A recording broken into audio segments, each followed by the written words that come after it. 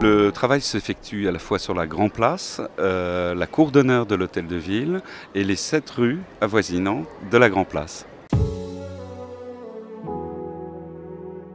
Alors, d'une part parce qu'on connaît peu de choses sur le passé de ces espaces vides de construction à l'heure actuelle, mais également parce que c'est très emblématique de la ville de Bruxelles et que d'une certaine manière ça va nous permettre de mieux étudier un passé extrêmement riche, celui de la capitale, de Bruxelles-Capitale.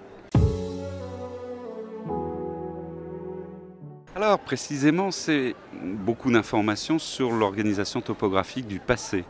La place est connue depuis, dans cet état, en gros depuis 1695.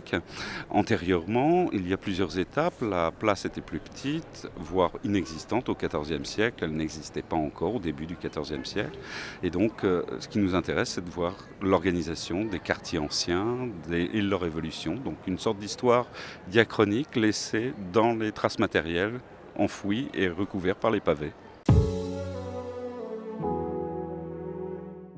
Alors c'est un instrument qui a pour but de mesurer la résistivité électrique du sol de façon à cartographier ses variations et à reconnaître ce qu'il peut y avoir dans le sous-sol sous cette place.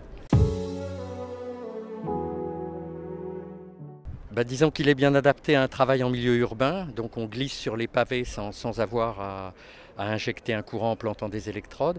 Et puis surtout, il est bien adapté à la gamme de résistivité qu'on attendait sous cette place, qui est assez conductrice.